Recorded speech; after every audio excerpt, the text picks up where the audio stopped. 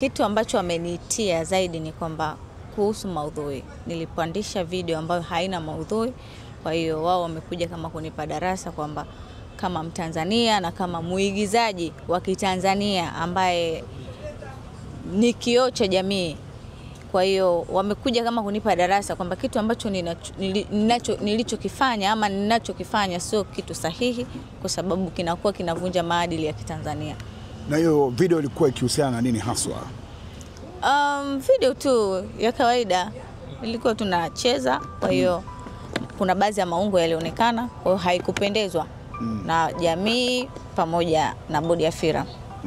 Na baada ya kuzungumza bodi wamesemaje sasa kuhusiana na hiyo video na kuhusiana na hayo maudhui ambayo labda yaliwakasilisha na wameona kwamba yalikuwa sio mazuri kwa watazamaji na wanakutazama wewe kama kioo?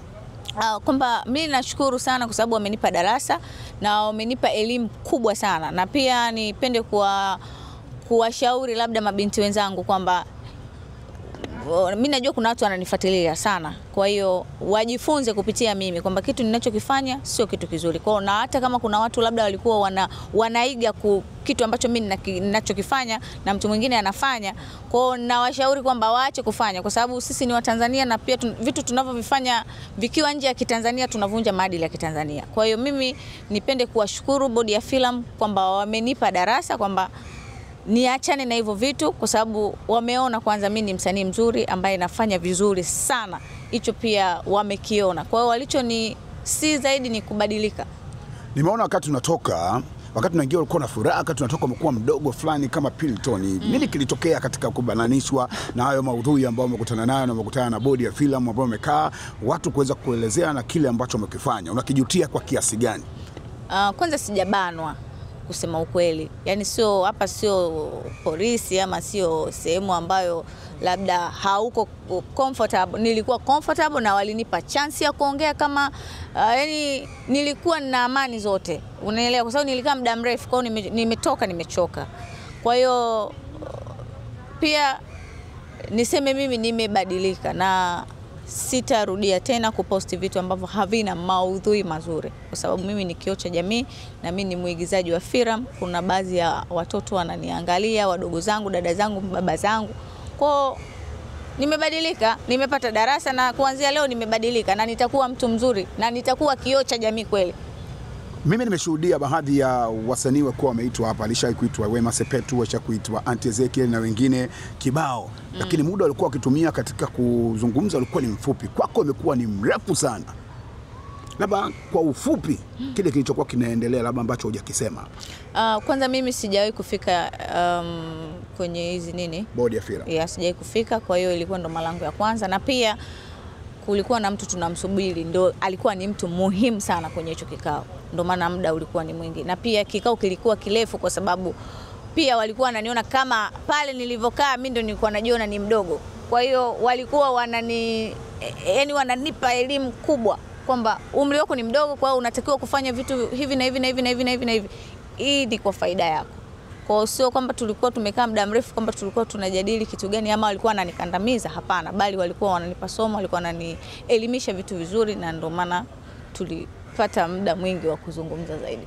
Hongera sana. Lakini wewe ni mmoja kati ya wasanii ambao umetokea kwenye Vixen, kwa maana ulionekana kwenye wimbo wa Harmonize na ukatrendi sana, ukawa star sana na maneno yakawa yamekuja mengi. Kuna baadhi ya watu wakawa wanasema anatoka na Harmonize na vitu kama hivyo. Ukweli ulikuwaje? Na je, tangu wimbo huo umetoka na wewe maneno hayo kwenda sana viral kwa watu mbalimbali wakizungumza kuhusiana na hizo tetesi kwa kwenye mapenzi na Harmonize, ushawahi kukutana na Hamo, na kama alizungumza nini kuhusiana na hizo tetesi ambazo zilikuwa zikisemwa na watu mbalimbali? Tokea kwanza video imetoka mimi sijakutana na Harmonize. Hatujawahi kuonana tena kwa sababu pale tulikuwa tumefanya kazi. Tulivyomaliza kazi kila mtu akawa anaendelea na mishe zake na mimi naendelea na mishe zangu, na hizo tetesi ambazo zilikuwa zinaendelea kwenye mitandao alikuwa azikubali. Kwa hiyo alituma baadhi ya watu kuniambia mimi sihitaji kuzungumziwa. Nadhani hiyo kila mtu aliona kwenye mtandao kwamba alikuwa hahitaji nimzungumzie.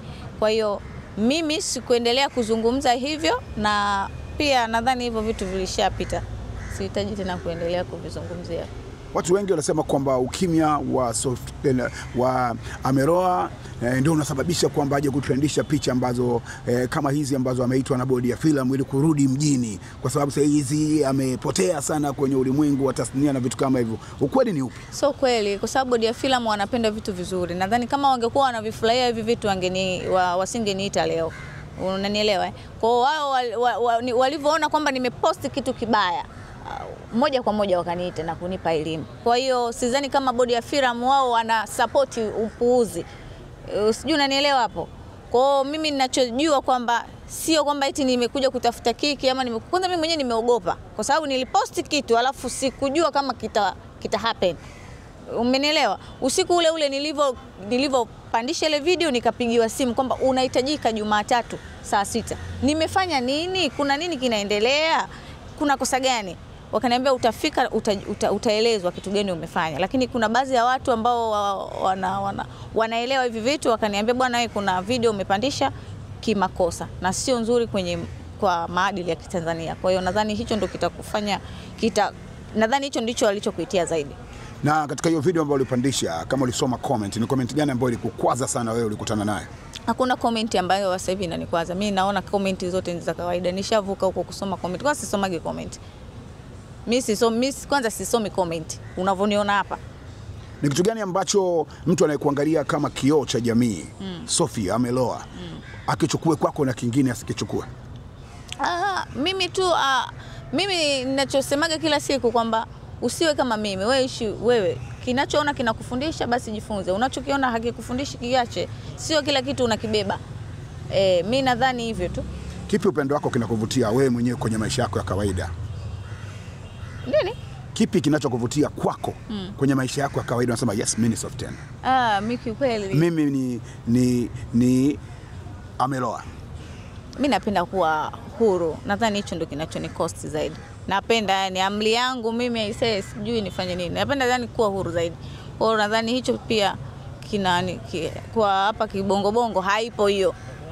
Ameloa ni mwanamke mzuri sana, mrembo sana, lakini miaka mingi sasa inakwenda, watu wengine wanaolewa na vitu kama hivyo, unaona ndoa ama star. Kwa nini wewe bado hujapata mwenzako kusema kwamba leo labda unaolewa au unatamani kuolewa? Mimi siolewi. Kwa nini uolewi? Sitaki. Sasa mimi sitaki kuolewa. Mimi naolewaje babu? Sitaki kuolewa. Kwanza wanaume wenyewe nyinyi ni maguziguzi. Ukisema maguziguzi una maana gani? Babu wewe maguziguzi, wewe leo maguziguzi. Yaani maguziguzi ni wanaume ambao yani twende tuondoke. Hivyo. Sasa kwa hiyo kitokea mtu ameleta posa kwenu kwa maana utaikataa ndoa? Sitaki ndoa. Mimi nishasema sitaki ndoa. Swali la mwisho nilikuwa natamani kufahamu kitu kimoja. Kumekuwa na wasanii wengi sana wameitwa hapa bodi ya filamu ambao wamefanya ama wameposti picha ama maudhui ambayo hayaendani na jamii. Na pia wewe ni moja kati ya watu ambao waliwahi kuona kwamba wasanii hao wameitwa bodi ya filamu na wameelekezwa namna gani ambavyo inabidi wafanye. Unadhani labda ni kwa nini imekuwa ni ngumu pengine nyie wasanii ambao mkupata nafasi ya kuitwa kujifunza kwa wasanii ambao wamepata nafasi ya kuitwa kwenye bodi ya filamu kutokana na makosa haya ambayo yamekuwa yakijirudia? Okay, swali zuri sana.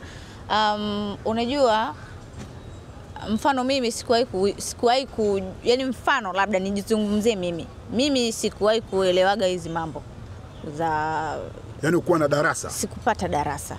Nadhani na ndio maana tunakosea. Na ndio maana unapokosea unajirekebisha ili yani upate darasa ujirekebishe na mambo mengine yaendelee. Mimi nadhani tu sio kwamba tunafanya kusudi ama sio kwamba tunafanya kwamba tupate content, hapana. Pia kutokuwa na elimu. Nadhani hilo ndo kitu ambacho kikubwa kinachotusumbua. Nadhani tungepata elimu au kungekuwa na elimu ambayo unajua hivi tunavyoitwa, mfano sisi bodi ya filamu inavyokuita, haikuiti kwamba itazungumza live, kila mtu atajifunza. Unaitwa kwa upande wako, utazungumza, utaelekezwa kimpango wako. Umeelewa? Lakini kungekuwa labda kuna darasa ambalo linaelimisha bwana hiki kitu na hiki na hiki, hii ni kwa sababu ya wale ambao wapo huko kwenye mitandao au wewe mtu ambaye unajihusisha na mitandao. Kwa hiyo kuna vitu 1 2 3 4 5 Nadhani mvua jamani. Hilo ngoja